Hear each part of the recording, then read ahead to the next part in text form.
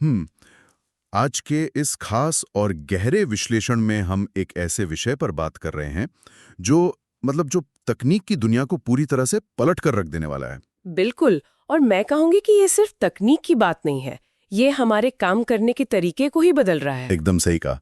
तो आज का हमारा मुख्य विषय है कि कैसे हम प्रॉम्प्ट इंजीनियरिंग की दुनिया से बाहर निकलकर एजेंटिक वर्कफ्लो बिल्डिंग की तरफ बढ़ रहे हैं।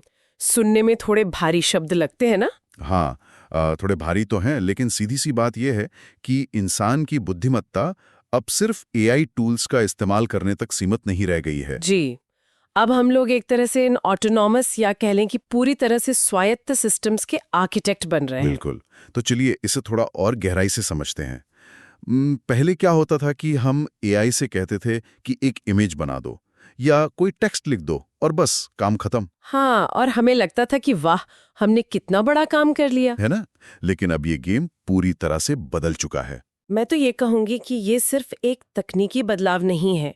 भविष्य में रोजगार और किसी भी बिजनेस की सफलता पूरी तरह से इसी बात पर निर्भर करेगी कि कोई व्यक्ति इन एआई वर्कफ्लोज को कैसे डिजाइन करता है। तो यहां से हमारा पहला बड़ा सवाल खड़ा होता है। हम सबने एआई चैटबॉट्स का इस्तेमाल किया है। हाँ, लगभग हर कोई कर रहा है आजकल। बिल्कुल। लेकिन क्या वे सच में इतने स्मार्ट हैं या फिर वे सिर्फ हमारे निर्देशों के मोहताज हैं? यहीं पर टूल्स और एजेंट्स के बीच का जो अंतर है उसे समझना बहुत जरूरी हो जाता है। सही कहा आपने। देखिए, एक एआई टूल जो होता है ना, वो एक बहुत ही सीमित दायरे में काम करता है। जैसे कि सिर्फ एक टेक्स्ट लिखना। हाँ। और उसे हर छोटे कदम के लिए एक नए प्रॉम्प्ट की या कहें कि एक नए निर्देश की जरूरत पड़ती है। लेकिन उसके उलट अगर हम एआई एजेंट्स की बात करें तो वो पूरी तरह से स्वायत्त होते हैं। वे खुद सोच सकते हैं। एक तरह से हाँ, वे अलग अलग टूल्स के बीच खुद नेविगेट कर सकते हैं, अपनी मेमोरी का इस्तेमाल कर सकते हैं और सबसे बड़ी बात, एक बड़े लक्ष्य को पूरा करने के लिए बिना किसी की लगातार निगरानी के खुद ही काम कर सकते हैं। वाह! तो इसको अगर मैं एक एनालॉजी से समझाऊं जो मुझे बहुत दिलचस्प लगती है, तो एक एआई टूल एक माइक्रोवेव की तरह है। अच्छा, माइक्रोवेव कैसे? देखिए, माइक्रोवेव सिर्फ तब काम करता है जब कोई इंसान उसका बटन दबाता है और समय सेट करता है ना? हाँ, बिना इंसान के वो कुछ नहीं कर सकता। बिल्कुल। लेकिन एक एआई एजेंट एक पर्सनल शेफ की तरह है। अरे वाह, ये तुलना बहुत सटीक है ना? आपको सिर्फ उस शेफ को ये बताना है कि आज रात के खाने में कुछ बढ़िया इटालियन बना दो। उसके बाद वो शेफ खुद ही रेसिपी ढूंढेगा, अलग अलग उपकरणों का इस्तेमाल करेगा और पूरा खाना तैयार कर देगा।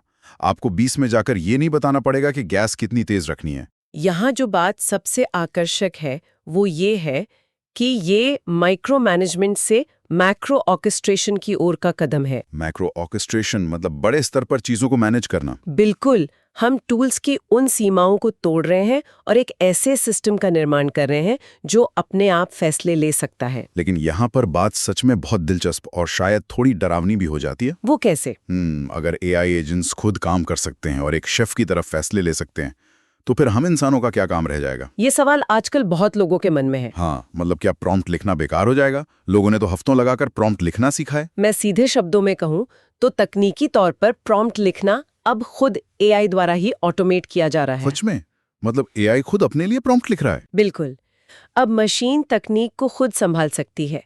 इसलिए आज के समय में सबसे कीमती स्किल प्रॉम्प्ट इंजीनियरिंग नहीं रही है, बल्कि वो कॉन्टेक्स्ट इंजीनियरिंग बन गई है। कॉन्टेक्स्ट इंजीनियरिंग, तो इसका क्या मतलब हुआ? इसका मतलब है कि अपनी प्रोफेशनल शब्दावली और अपने गहरे अनुभव का इस्तेमाल करके मशीन को ये समझाना कि असल समस्या क्या है। अच्छा, उसे एक पृष्ठभूमि देना। हाँ, उसे बताना कि काम की सीमाएं क्या है और जो अंतिम परिणाम आएगा वो आखिर में दिखना कैसा चाहिए।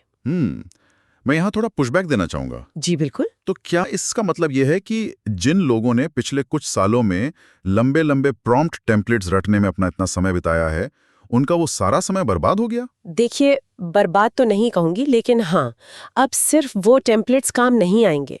अब सिर्फ अपने डोमेन का या अपनी फील्ड का असली ज्ञान होना ही काफी है। मैं यही समझाना चाह रही हूँ। असली मोट या जिसे हम प्रतिस्पर्धी लाभ कहते हैं, अब ये है कि कोई इंसान मशीन को अपने सालों के अनुभव और संदर्भ से कैसे जोड़ता है। मशीन को तो नहीं पता कि किसी खास बिजनेस में क्या बारीकियां होती हैं। बिल्कुल, मशीन के पास डेटा है, लेकिन संदर्भ इंसान ही दे सकता है। ठीक है, मान लेते हैं कि हमने मशीन को सही कॉन्टेक्स्ट दे दिया, तो क्या उसके बाद हम उसके द्वारा दिए गए काम को तुरंत फाइनल मानकर इस्तेमाल कर सकते हैं? अरे नहीं, यहीं पर तो लोग सबसे बड़ी गलती करते हैं। अच्छा। हाँ, एआई के इस दौर में सबसे बड़ी भूल ये है कि लोग एआई के परिणामों को फिनिश लाइन मान लेते हैं।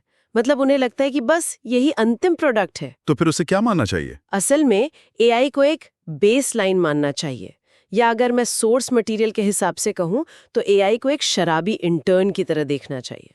एक शराबी इंटर्न, हाँ, ये बहुत ही मजेदार तुलना है ना? हाँ। मतलब एक ऐसा जूनियर कर्मचारी जो बहुत टैलेंटेड तो है लेकिन बहुत लापरवाह भी है। हाँ, जो काम तो बहुत तेजी से कर देता है लेकिन उसमें गलतियां हो सकती हैं। बिल्कुल, उसके काम को प्रोफेशनल स्तर तक पहुंचाने के लिए ह्यूमन इन द लूप की सख्त जरूरत होती है। मतलब एक इंसान का बीच में होना बहुत जरूरी है। एकदम सही।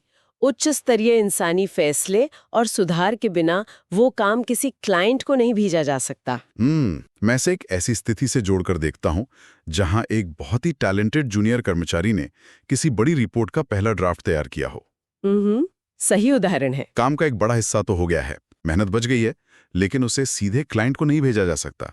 एक सख्त एडिटर की तरह इंसान को उस ड्राफ्ट को तराशना ही होगा। बिल्कुल। और अगर हम इसे बड़ी तस्वीर से जोड़कर देखें तो ये नियम बहुत ही जरूरी हो जाता है। कैसे? जो लोग एआई के आउटपुट को ही अंतिम सत्य मान लेते हैं, वे अंततः अपने काम की गुणवत्ता खो देते हैं। उनकी वैल्यू कम हो जाती है। तो इंसान का काम अब बनाना कम और निर्णय लेना ज्यादा हो गया है। एकदम सही कहा आपने। तो अगर हमें एक एडिटर बनना है और मशीन के लिए कॉन्टेक्स्ट सेट करना है, तो इस पूरी प्रक्रिया को अपनी पेशेवर जिंदगी में उतारा कैसे जाए? इसके लिए हमें एक फ्रेमवर्क की जरूरत है, ताकि हमारी और बाकी लोगों की नौकरी सुरक्षित रहे, है ना? बिल्कुल।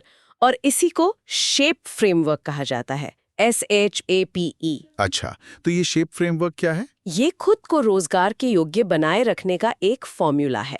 इसमें जो पहला अक्षर है S, उसका मतलब है SOP ड्रिवन होना, यानी काम को स्टैंडर्ड ऑपरेटिंग प्रोसीजर्स के आधार पर करना। हाँ। फिर आता है H, जिसका मतलब है ह्यूमन इन द लूप, जो हमने अभी बात की कि हमेशा एक इंसानी निगरानी रखनी चाहिए। बिल्कुल। उसके बाद है A, यानी ऑर्बिट्राज। ऑर्बिट्राज मतलब तेजी से नई चीजें सीखना और दूसरों से आगे रहना। एकदम सही। फिर आता है P, जिसका मतलब है कि product is no longer a moat. ये थोड़ा अटपटा लगता है।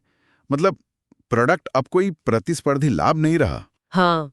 और आखिरी है E, यानी एम्प्लॉयबल, लगातार अपनी स्किल्स को अपग्रेड करते रहना। तो मैं इस फ्रेमवर्क के पी वाले हिस्से पर थोड़ा रुकना चाहूंगा। जी बताइए। अगर दुनिया का कोई भी सॉफ्टवेयर या कोई भी बेहतरीन प्रोडक्ट एआई द्वारा आसानी से कॉपी किया जा सकता है, जो कि आजकल हो भी रहा है, बिल्कुल हो रहा है। तो फिर कंपनियां एक दूसरे से मुकाबला कैसे करेंगी? मतलब अगर प्रोडक्ट ही सेम है तो फर्क क्या बचा? ये बहुत ही शानदार सवाल है। देखिए, जब हर कोई एक बेहतरीन प्रोडक्ट बना सकता है, तो जीत उसकी होगी जिसकी पहुंच यानी डिस्ट्रीब्यूशन लोगों तक ज्यादा है। डिस्ट्रीब्यूशन? अच्छा। हाँ। और दूसरी सबसे बड़ी चीज है भरोसा या ट्रस्ट। तो सिर्फ तकनीकी लाभ अब टिकने वाला नहीं है? बिल्कुल नहीं। लोग उस कंपनी के पास जाएंगे जिस पर उन्हें भरोसा है, भले ही कोई नई कंपनी वैसा ही प्रोडक्ट सस्ते में दे रही हो। ये तो हुई बिजनेस के बाहर की बात कि ग्राहक कैसे चुनेंगे। हाँ। लेकिन अगर हम शेप फ्रेमवर्क के S यानी SOP और P यानी प्रोडक्ट के कॉपी हो जाने के खतरे को एक साथ मिला दें, तो किसी भी कंपनी के लिए बचने का सिर्फ एक ही रास्ता बचता है अंदरूनी तौर पर। और वो रास्ता क्या है? कि भविष्य में जहां एआई हर चीज की नकल कर सकता है, वहां किसी भी बिजनेस के लिए एकमात्र टिकाऊ लाभ उसके लिखित SOP ही होंगे। मैं पूरी तरह से सहमत हूँ।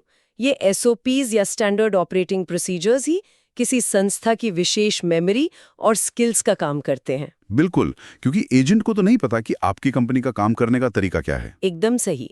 इन्हीं SOPs की मदद से AI एजेंट्स को सही दिशा दी जाती है।